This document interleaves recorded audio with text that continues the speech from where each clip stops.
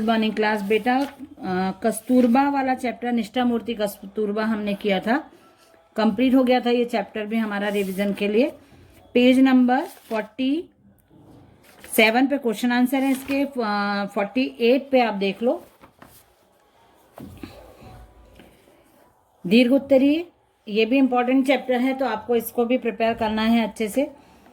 Question answer भी इसके ठीक से कर लेना। और भाव पल्लवन जो है ये भी इम्पॉर्टेंट है, ये भी मैंने देखा है क्वेश्चन पेपर में और ये इम्पॉर्टेंट है, तो ये आ सकता है।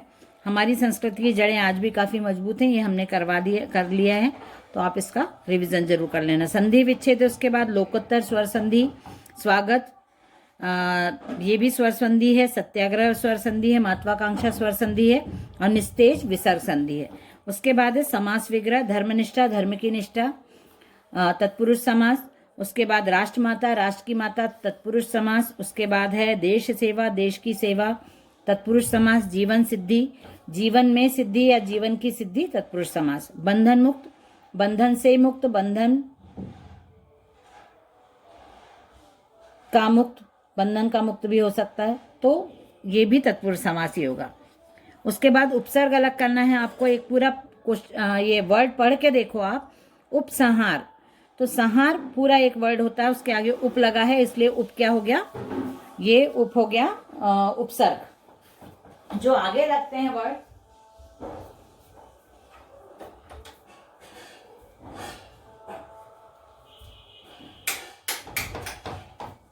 जो आगे वर्ड लगते हैं वो होते हैं उपसर्ग। तो यहाँ पे आगे उप लगा है, उप लगा के संहार में उपसंहार वर्ड बना है। प्रत्युत्पन्न, उत्पन्न वर्ड पूरा होता है, तो यहाँ पे प्रत लगा है, प्रत्युत्पन्न, तो प्रत आपका क्या हो गया, उपसर्ग हो गया। असाधारण, साधारण शब्द में अ लगा दिया, अ आपका उपसर्ग हो गया यहाँ पे। शिक्षित के साथ अ लगा दिया, अशिक्षित हो गया। अनपढ़, पढ़ शब्द, ये शब्द है, इसका ये क्रिया शब्द है पढ़, इसके आगे अन लगा दिया तो ये अनपढ़ हो गया। तो ये आपके उपसर्ग अलग करना है, तो आपको ऐसे अलग करना है। और यदि आपको अन आता है, प्र आता है, तो कभी कभी ऐसे शब्द भी दिए जाते हैं जिनको आपको किसी शब्द में लगा के प्रत्यय उपसर्ग शब्द बनाने पड़ते हैं। प्रत्यय पीछे लगते हैं, उपसर्ग आगे लगते हैं। ये प्रत्यय शब्द अलग कीजिए। तेजस्वी शब्द होता है, पूरा शब्द होता है तेजस्वी, उसमें ता लगा दिया तो नया शब्द बन गया तेजस्विता, तो इसलिए यहाँ पे ता क्या है, प्रत्यय है। कौटुंबिक, कौटुंब, कुटुंब, ये एक पूरा शब्द होता है, इसमें इक लगा दिया। कुटुंब पूरा शब्द है, इसमें ई की मात्रा और क लगा है, इसलिए इक क्या हो गया, यहाँ पे प्रत्यय शब्द हो गया। चरित्रवान, चरित्र शब्द के साथ वान जोड़ दिया, चरित्रवान हो गया। शासकीय, शासक शब्द होता है, उसमें कीय लगा दिया, तो यहाँ पे ई, ये क्या हो गया, प्रत्यय शब्द हो गया। उत्कृष्टता, उत्कृष्ट शब्द है, उसके साथ ता लगा दिया, उत्कृष्टता। विदेशी शब्दों के लिए हिंदी शब्द लिखिए।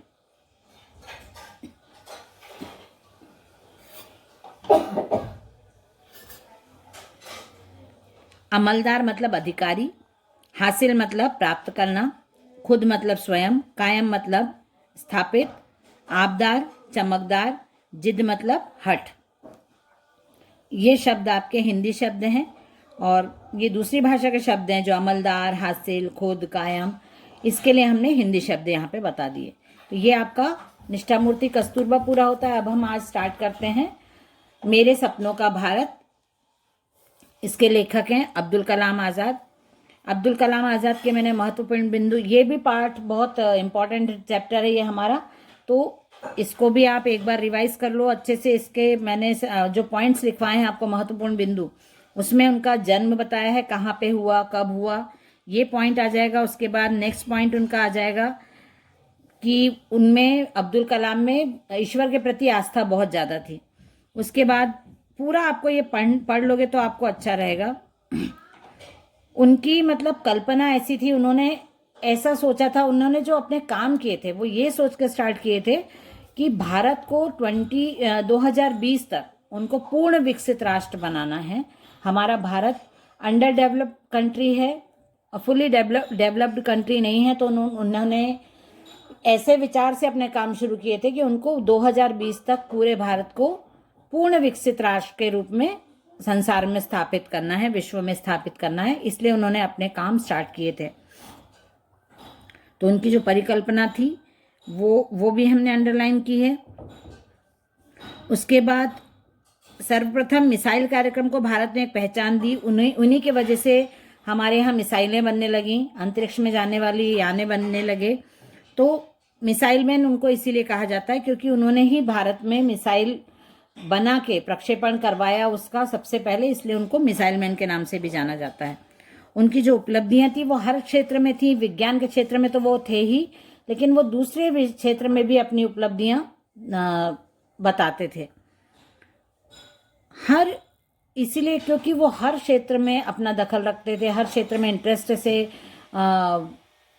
काम करते थे, हर क्षेत्र का नॉलेज लेने की उनकी क्षमता थी। इसलिए उनको भारत रत्न से, भारत का सर्वोच्च सम्मान भारत रत्न उनको दिया गया था।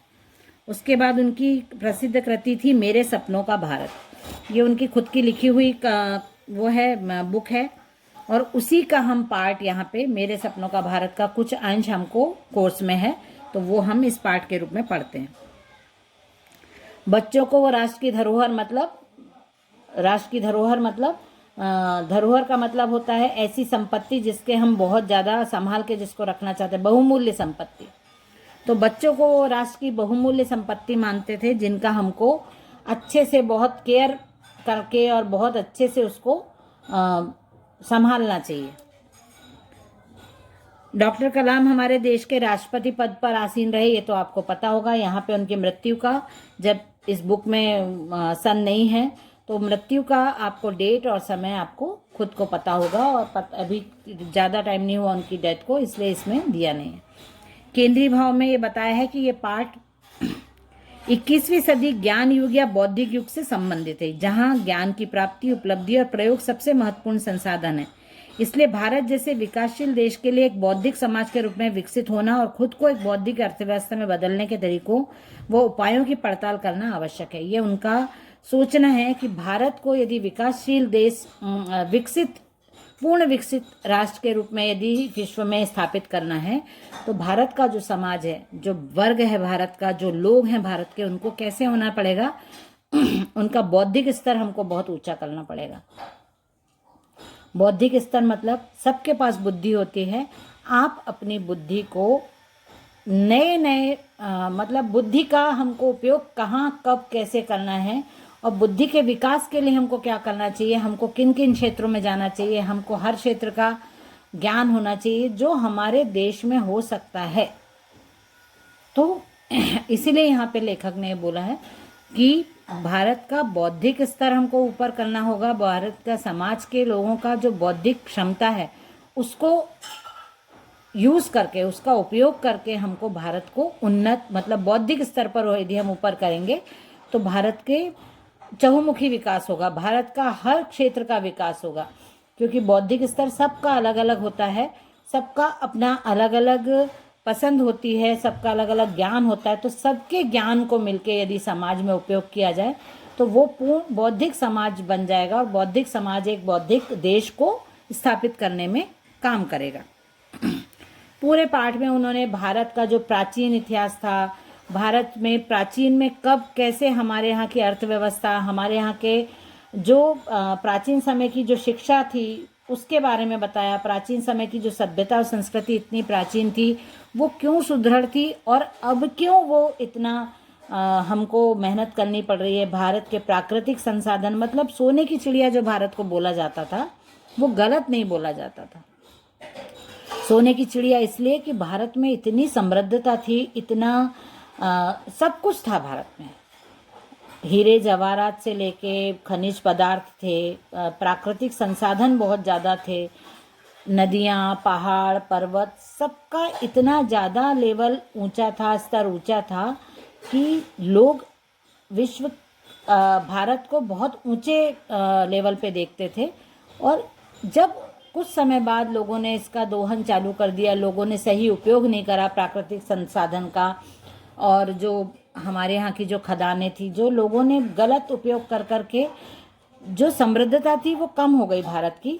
इसलिए भारत को अब वापस से जो अध्ययन किया डॉक्टर अब्दुल कलाम आज़ाद ने भारत का, इसलिए उन्होंने भारत को विकासशील देश बोला। सब लोग विकासशील देश अभी हमारे देश को बोला जाता है, विकसित पूर्ण विकसित राष्ट्र हमारा देश अब नहीं है।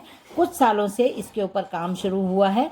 जो हमारे यहाँ का प्रबुद्ध वर्ग है, जो बौद्धिजीवी वर्ग है, जैसे अब्दुल कलाम आज़ाद हैं, उन्होंने अपने देश के लिए सोचने के लिए लोगों को मजबूर किया। कुछ काम अपने लेवल पे उन्होंने शुरू करवाए, जिनकी वजह से आज उनको हम बहुत सम्मान से याद करते हैं। तो यहाँ पे उन्होंने भारत के प्राचीन संस्कृति, सभ्यता, पढ़ाई लिखाई सबके बारे में बात की है इस पाठ में।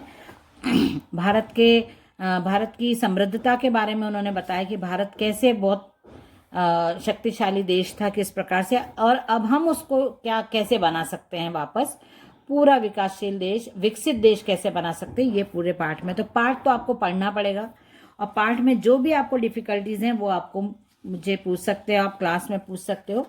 इसीलिए हम रिवीजन कर रहे हैं ताकि आपके जो जो प्रॉब्लम्स हैं या जो आपकी डाउट्स हैं वो क्लियर होते जाएं।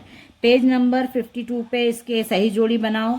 भाव पल्लवन मैंने आपको करवाया। विश्व एक बौद्धिक समाज में परिवर्तित हो रहा है, मतलब पूरा जो विश्व है वो बौद्धिक स्तर पर बहुत अपने आप को ऊंचा उठा रहा है, और इसीलिए हमारा विश्व आगे बढ़ रहा है।